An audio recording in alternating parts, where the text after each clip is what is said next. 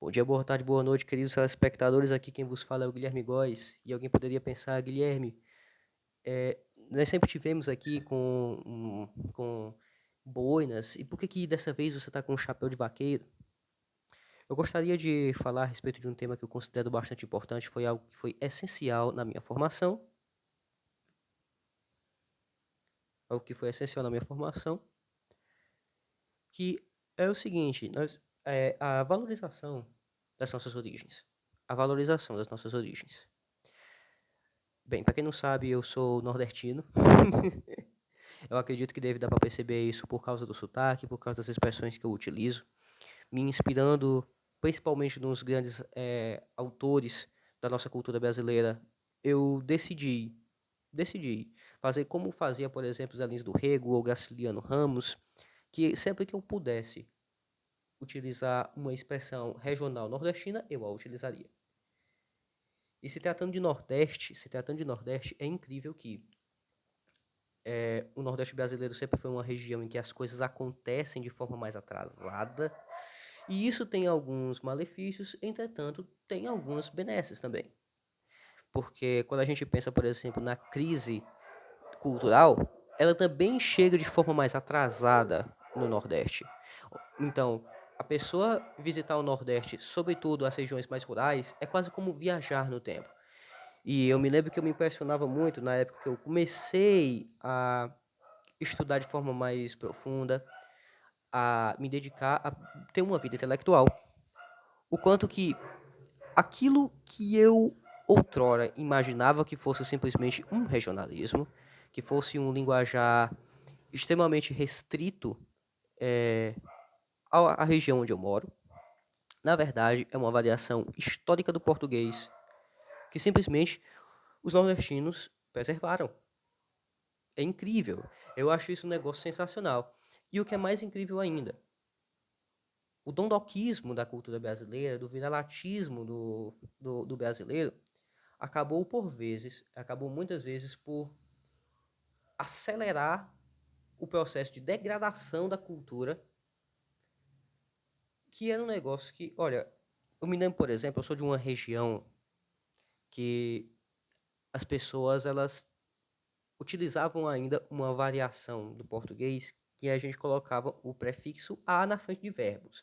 Isso era uma coisa que era extremamente comum.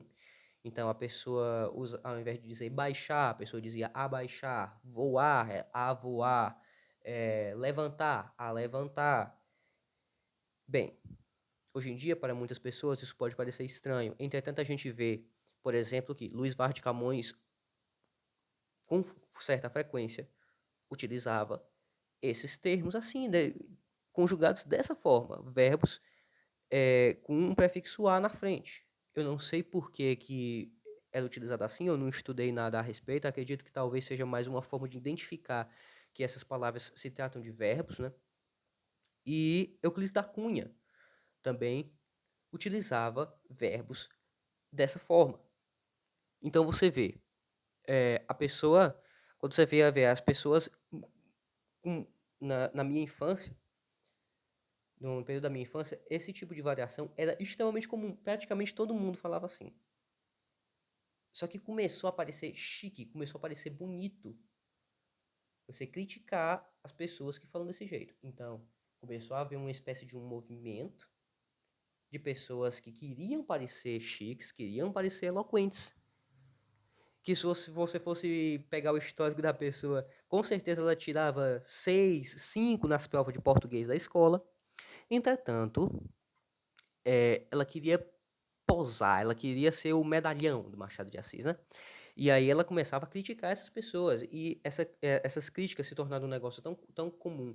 E as pessoas começaram a realmente enxergar isso como um sinal de eloquência, que hoje em dia, aqui na minha região, é muito difícil você ver as pessoas estarem utilizando essa variação do português, ainda que ela seja uma variação totalmente válida. Note que quando você vai estudar a parte da gramática, a gente entende que a gramática ela não é um negócio arbitrário. Ela é inspirada principalmente na forma como os grandes autores daquela língua utilizavam as palavras, como é que eles utilizavam o idioma, como é que eles manejavam o idioma. O maior nome da literatura de língua portuguesa é Luís Vaz de Camões. Se Luís Vaz de Camões utilizava verbos assim, quem sou eu para dizer que isso está errado? Ou seja, isso é um negócio que, primeiro, você descaracteriza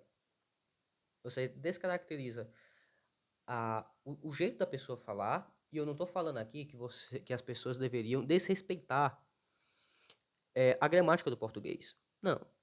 Entretanto, existem algumas variações possíveis, que elas são perfeitamente compatíveis com a gramática portuguesa. Tem coisas, né, que às vezes são comuns, às vezes são populares, certas expressões ou certas construções de frase que elas agridem o português. Nesse caso aí, eu sou totalmente contra.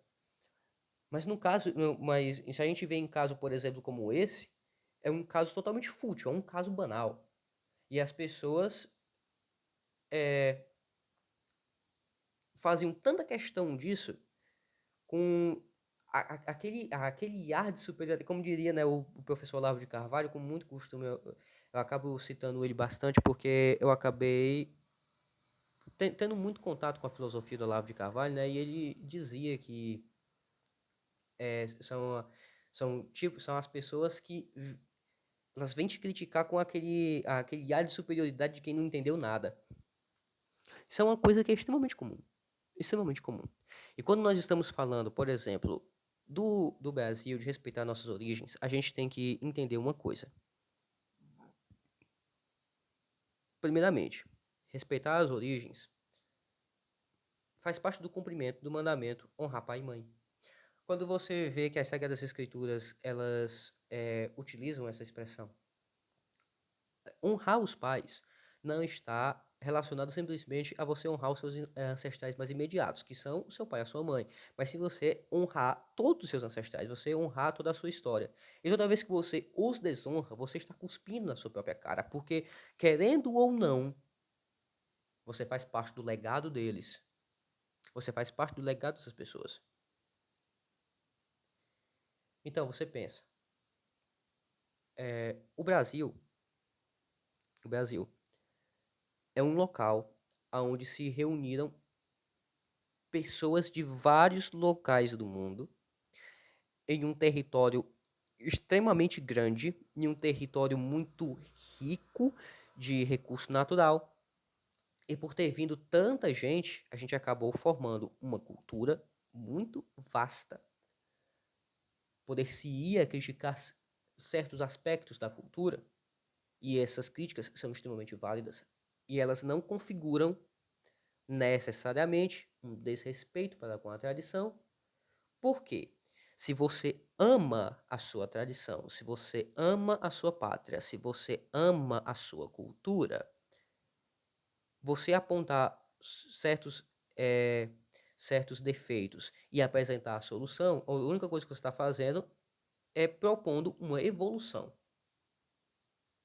Era o que Olavo de Carvalho, a miúde, fazia. E por que eu estou citando ele? Porque ele criticava, com muita frequência, ele criticava, né, certos aspectos da cultura brasileira. E criticava como, por exemplo, a sua mãe te criticava como você, quando tu era criança. Critica justamente porque ama. Não é, por exemplo, como a Dondoca que vai criticar o cidadão que está dizendo a voar, simplesmente porque ela acha que criticar essa pessoa, porque ela está utilizando essa variação do português, é algo chique, é algo elegante, é algo que vai fazer com que ela pareça ser alguém eloquente. Não é isso. Evidentemente não é isso. Ou seja, existe uma importância muito grande de nós conhecermos a nossa história. Nós conhecemos. Até porque isso faz parte de quem nós somos. Até porque isso faz parte de quem nós somos. Evidentemente isso faz parte de quem nós somos. Então, é questão de respeito próprio também. Você ter amor pela sua nação, amor pela história dela, você ter amor pela língua pátria, é um elemento essencial. Você saber escrever direitinho, cara, isso é um negócio que indica um patriotismo muito maior do que o patriotismo que certas pessoas por aí ostentam. Ostentam sem conhecer que vivendo no Brasil não conhecem nada do Brasil. É uma coisa incrível, né? E hoje em dia isso é algo que é extremamente comum, até porque o viralatismo brasileiro chegou ao ponto de que as pessoas, com muita frequência, consideram absolutamente tudo que, é, que faz parte da sua própria nação ruim, inferior, enquanto aquilo que vem de fora, que muitas vezes é uma porcaria, ela acha um negócio maravilhoso. Mas simplesmente porque na cabeça dela isso parece que é chique. Isso é um problema, por exemplo, que eu tenho com estrangeirismos, né? Principalmente com estrangeirismos é, de origem americana, da língua inglesa. E por quê, cara? Porque a gente vê que existem vários termos, existem várias palavras que são perfeitamente, que funcionam perfeitamente no... Oh, meu Deus do céu, eu não tô... Ah! Eu tenho muita raiva quando isso acontece. Nós temos palavras no português que funcionam perfeitamente para expressar certas coisas, funcionam perfeitamente, e aí a pessoa, ela prefere utilizar um termo estrangeiro porque ela acha que é chique, porque ela acha que é bonito, quando muitas vezes seria muito mais preciso, seria muito mais cirúrgico, muito mais bem colocado e muito mais elegante você utilizar termos e expressões nativos da língua portuguesa, inclusive termos que fazem parte do português brasileiro, que é um negócio também maravilhoso, um negócio sensacional. A miscigenação grande, que é a grande coisa brasileira, nos traz uma gama de possibilidades muito grande, uma maleabilidade muito grande dentro do nosso idioma, que permite com que nós temos uma capacidade de expressão que, se bem explorada, ela é absolutamente rica, absolutamente precisa, absolutamente cirúrgica. Então, assim, eu quero, nesse vídeo, a mensagem que eu quero passar aqui para vocês, obviamente, antes de pedir a todos vocês que vocês se inscrevam no canal, que ativem o sino das notificações, antes de pedir a todos vocês que vocês curtam, comentem, compartilhem, antes de pedir tudo isso, eu quero fazer um apelo a todos vocês para que nós venhamos a estudar, a valorizar, a amar e a respeitar a cultura, a tradição do nosso Brasil tão querido. Agradeço a oportunidade. No caso, eu vou ter que fazer uma pequena edição nesse videozinho aqui em específico, né? Bem, eu agradeço a atenção de todos. Até a próxima. Tchau.